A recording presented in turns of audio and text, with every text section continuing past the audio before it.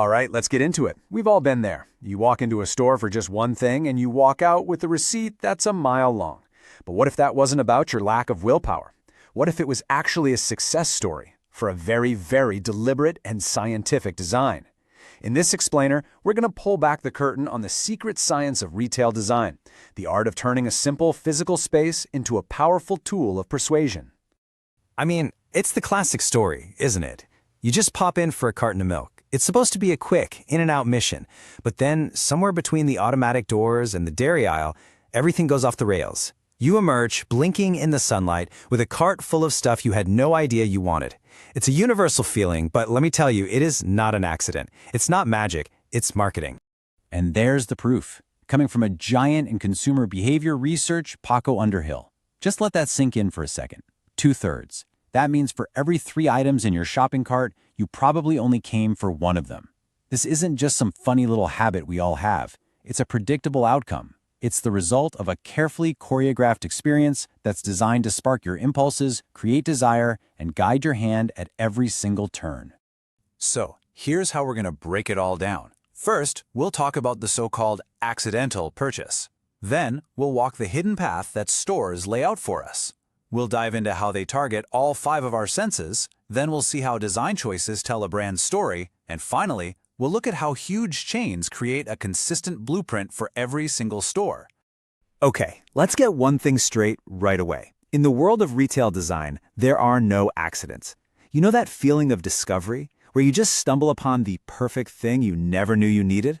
Well, that discovery was planned for you weeks, maybe even months in advance. Every light fixture, every display, every single tile on the floor is a strategic choice, all part of a giant puzzle aimed at one thing: getting you to spend more time and, of course, more money. And here's the key idea you have to understand. A physical store is so much more than just a box that holds products. Think of it like a 3-dimensional, living, breathing advertisement for the brand.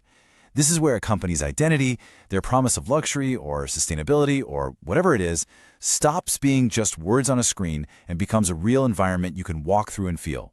It's the brand story brought to life. All right, let's get into the nitty-gritty of how they do it. Retailers don't just hope you'll wander around. No, they design a very specific journey for you to take, a calculated path that guarantees you'll see their most profitable items and slows you down while you do it. The best way to see this in action is with the most familiar example of all, the supermarket. So this is the classic playbook, right? Step 1, you walk in and you're immediately hit with the sight of beautiful, vibrant flowers and the smell of fresh bread from the bakery.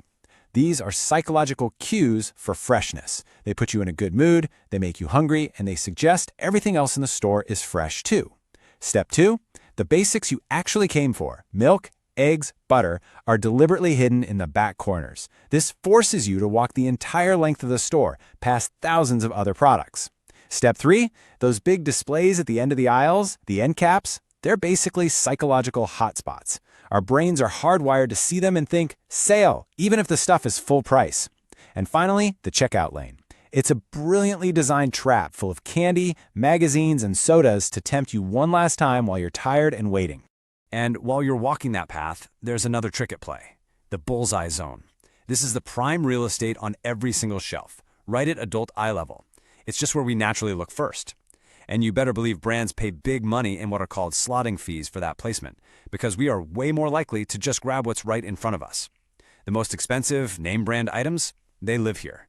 The cheaper store brands, well, you're going to have to look up or bend down to find those. But just controlling the path you walk is only level 1. The really sophisticated retailers, they go deeper. They engage all 5 of our senses to create a powerful, immersive atmosphere. This whole sensory strategy is designed to influence your mood, your perception of time, and, you guessed it, you're willing to spend. It's super subtle but incredibly effective. Let's start with the one that's king. A staggering 83% of all the information our brain processes comes through our eyes. Retailers are absolute masters of this. Strategic lighting doesn't just help you see, it makes products sparkle. A bright, clean, well-lit store screams safety and trust. Dimmer, moodier lighting can create a feeling of luxury and intimacy. Sight is the first and most powerful tool they use to shape your entire experience from the second you walk in. And this just lays it all out, the full sensory attack. So beyond sight, you've got smell. Just think of the smell of Cinnabon in a mall. Smell is the sense that's most closely tied to memory and emotion. Then there's hearing. Fast pop music can make you shop faster during busy hours, but slow classical music in a wine shop, that's been proven to lead people to buy more expensive bottles. And don't forget touch. The heavy, solid feel of a metal shopping cart or the smooth wood of a display table, these little details communicate quality before you even touch a single product. So now you can start to see how all these little tricks, the layout, the lights, the music, the smells, they aren't just a random collection of tactics. They're actually the building blocks of a much bigger strategy, telling a brand's story. It's about creating a complete, immersive, three-dimensional world that makes you feel exactly what that brand wants you to feel. Just think about how powerfully materials can speak for a brand without saying a single word. A luxury brand will use polished marble, shiny chrome, and sleek glass. These materials feel cool, precise, and expensive, which reinforces that idea of quality and exclusivity. Now, a brand that's all about sustainability, they'll do the exact opposite. They'll use things like reclaimed wood and natural fibers to communicate warmth, authenticity, and a connection to the planet. The materials are the message. And of course, there's color, the brand's silent salesperson. Retailers use color psychology to trigger very specific emotions. Calming blues and greens build a sense of trust and security, which is why you see them in places like banks. But bright reds and oranges, they create urgency and excitement, perfect for a big clearance sign. A good color palette does more than just look pretty. It guides your eye, separates different departments, and becomes a memorable part of the brand itself. Okay, so that's all for one store. Now imagine you're a huge national or even global retailer. The challenge gets way bigger. It's not just about designing one perfect store, it's about designing hundreds or even thousands that all deliver the exact same brand experience every single time in every single city. This is where brand consistency becomes everything. It's the brand's promise to you, the customer, that the experience you have in a store in Topeka will be basically the same as the one in Times Square. That uniformity in the layout, the lighting, the music, it all builds a powerful sense of trust and recognition.